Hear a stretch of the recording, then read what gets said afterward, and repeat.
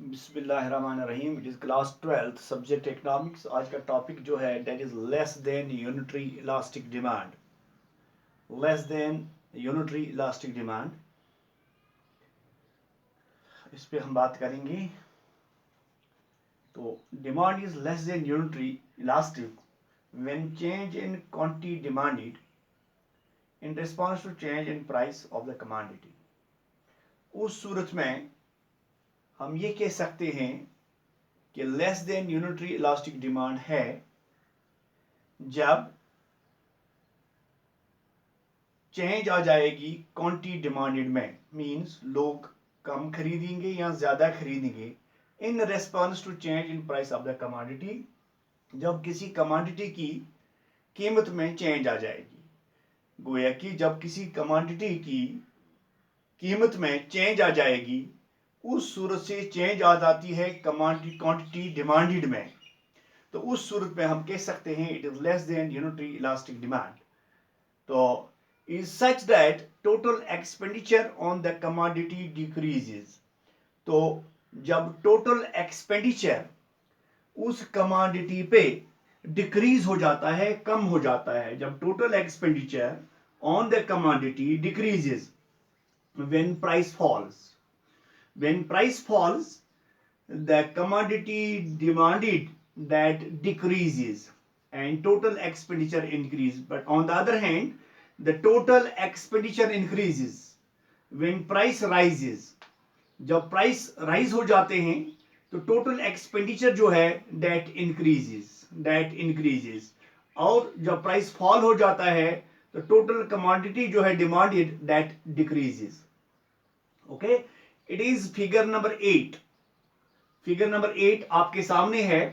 At price of P, जब हम of P की बात करेंगे, प्राइस जब है ऑफ पी, तो quantity demanded is of B. Quantity demanded is of B, total expenditure is of B multiply by of P is equal to area of B T P.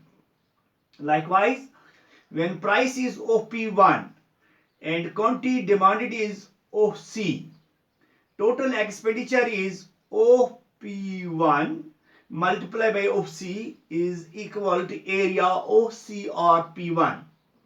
Clearly, area OCRP1 is smaller than area OPTP. OBTP. It implies that total expenditure is reduced in response to fall in price of the commodity. Hence, elasticity of demand is less than unitary. It is less than unitary, less than 1. Elasticity of demand is less than 1. When price falls from OP to OP1, total expenditure on the commodity also falls, area OC or P1. It is less than area OBTP. Accordingly, elasticity at point T is less than 1. This was less than unitary elastic demand. अब हमारे पास एक और जिस पे हम बात करेंगे, that is unitary elasticity of demand at all points of demand curve as special case. I will repeat it. Unitary elasticity of demand at all points of demand curve as special case. इसमें आप देखेंगे elasticity of demand happens to be equal to unitary. हम elasticity of demand को कहेंगे it is equal to unity or equal to 1. इसको हम कहेंगे equal to unity or equal to 1 at all points of demand curve.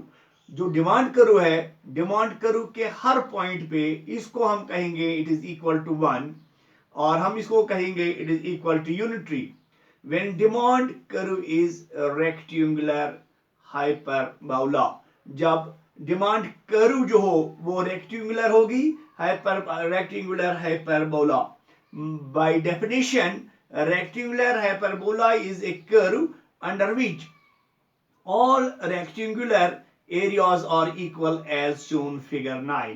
आपके सामने figure 9 दी हुई है नीचे, इसकी तरफ आप देख लीजिए।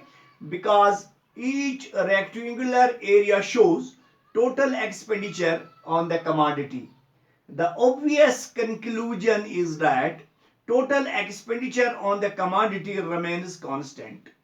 Total expenditure on the commodity remains constant, it remains unchanged, it remains same.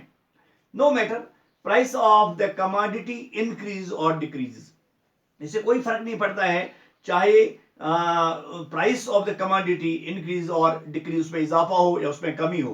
दस area O B T P is equal to area O E J P one. Hence elasticity of demand is unitary or elasticity of demand is equal to 1 at all points on the demand curve.